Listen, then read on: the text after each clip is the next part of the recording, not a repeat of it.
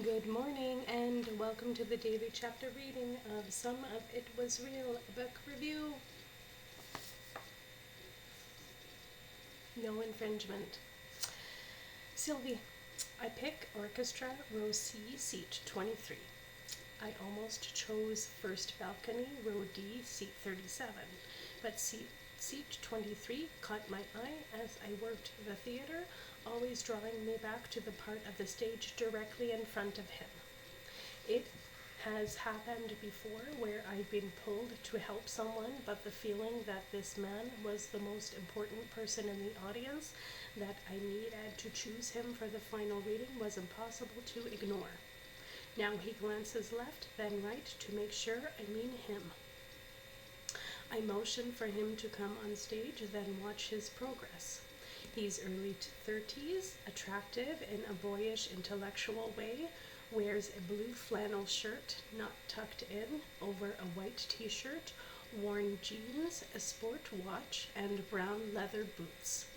A professional of some sort in weekend wear. There's gold wedding band on his left ring finger, round, tortoise-shell glasses with a mild enough prescription that it doesn't distort his eyes. A small scar above his right brow looks old, probably from an accident when he was a kid, topped by a mop of dark blonde hair that needs a cut. He trips on the last step to the stage, there always nervous, then pockets his glasses, so they're probably for distance. There are violet crescents beneath his eyes and his posture is curved, slightly defeated. As he draws close, the need for closure rolls toward me in spiky waves. This is the part of the show where I'm hyper-aware. It was a good show, but there were a few missteps. Kelly and Rose made up for them, but the people I didn't connect with, who spent their hard-earned money, showed up, maybe for the second, fourth, or 11th time. Optimistic, will only return if they're left with a sense of trust for the process and with me. Hi, I'm Theo. Welcome, please have a seat.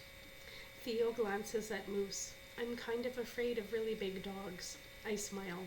That's because you have a cat. How do you know? I point to the gray hairs caught on the flannel of his shirt. Siamese?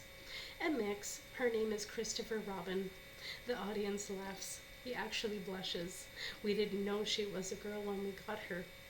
I didn't know if Moose was a boy or a girl when I first spotted him at the shelter, I confide.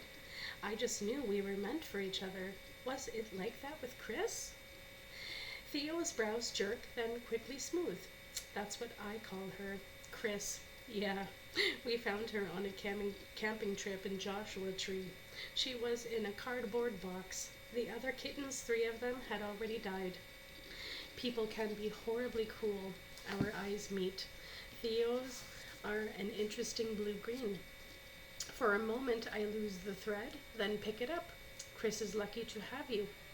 Theo sidles around Moose and slides onto his chair.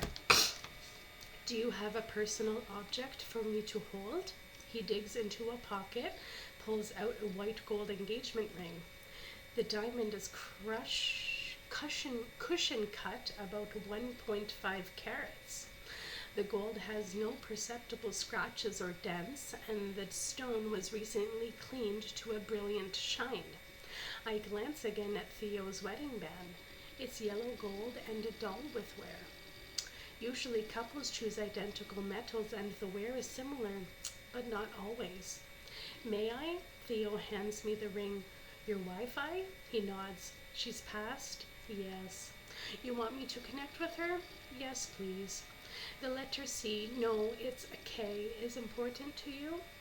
Theo leans forward, brow creased. My Wi-Fi name was Katie. The audience rustles, excited that I'm on the right track. Theo, we've reached the part where I say that I can't promise anything, okay? He attempts a smile. Okay. Then let's begin. I open the red door and silently beckon. Katie. No one comes forward. My fingers press the diamond into my palm and still nothing. A young spirit finally rushes through, but he's not what I want. I need Katie. The energy persists, shows me a leather-bound book with the word journal embossed in gold on the front. Theo, does a journal mean anything to you? It's blank. He doesn't blink. No. Body language experts say a lack of blinking indicates a possible lie. But Theo's need for a connection is palpable. Part of him feels walked off, like he's opened the front door, is willing to show me his clean living room, but not the mess in the other rooms. He's partially shut down from grief.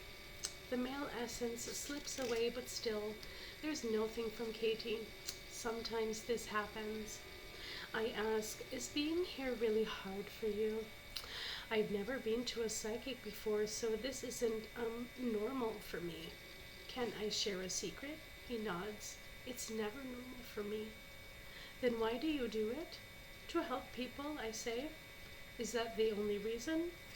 He looks so earnest that it's clearly not a challenge, just nerves. Yes. But if you can't help me, he really needs this. I tug my earlobe, a nervous habit, wait a beat, then nod a few times. Okay. There's a female presence stepping forward, but she's faint. Did Katie pass recently? A week ago. The audience sighs. I'm so sorry for your loss. Sometimes when people have just gone to the other side, they have difficulty coming through. Frowning, Theo asks, how do you know it's Katie? Can you describe her? I never see a face, but okay, strange. The spirit is showing me a plate of pasta. Is Italian food important to you? Theo sits up straight. We went to Italy for our honeymoon. Katie loved to cook, so we took a course, learned how to make homemade pasta. His eyes shine. It's her. It's really Katie. The audience claps, thrilled for Theo, but something feels off. Probably it's me, still rattled after Lucas's call. I turn the wedding ring over and it catches the spotlight, sends a rainbow prism onto Theo's shirt. Katie is showing me the back of a head. Did she die from a head injury? Kind of. She had brain cancer. Is the number 3 important? She's referenced it several times.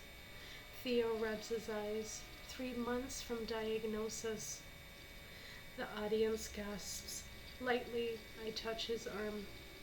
The urge to keep my hand there, remain connected, surprises me. He pulls back.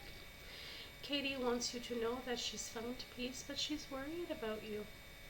I place the engagement ring on the table between us and turn to the audience, draw them back in.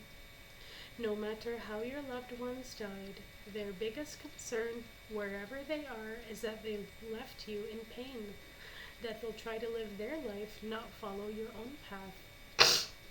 There's a tick beneath Theo's right eye. Are you afraid you're not living your own life? I ask. No, that idea is sad. He needs more. I trace circles on the arm of my leather chair. Katie is showing me a building. Industrial. Lots of dogs, cats too. I meet Theo's gaze. Do you work at an animal shelter? Wow, no, but Katie volunteered at one. Helping animals were her passion. This is weird. I know you like cats, but did she want to bring home a dog? Theo runs a hand through his hair. Yes, a shepherd collie mix. Our apartment was too small, but I should have done it to make her happy. She understood that you were overwhelmed. I should wrap this up. Would you mind if I held your wedding band? Theo hesitates, then slides it off. There's no indentation or tan line beneath it, but some men don't wear their ring all the time. I put it in the center of my palm, and a spirit lunges through the red door. There's a male energy. He says to tell you she was right about the rain. Does that mean anything to you? Theo sits back. Not really, no. My skin prickles. Is he lying? Was this wedding band handed down? No. Bought as an estate piece? We had it made, Theo says, and slides it back on his finger, both rings. The audience shifts. I'm losing them. I'm sorry. I must be picking up on someone else. It's okay. Anything else? Yes, Katie wants you to spread her ashes at the beach you both loved. Does that make sense? It's perfect. Theo leans forward, slides a business card in front of me so smoothly that the audience doesn't see it. Thomas Holmes, reporter, Los Angeles Times, 1-444-767-8888. He mouths, "We need to talk." My heart is slingshot into my sternum, then plummets as I realize that the color of his eyes is the identical blue-green as the deadly ocean wave in my vision.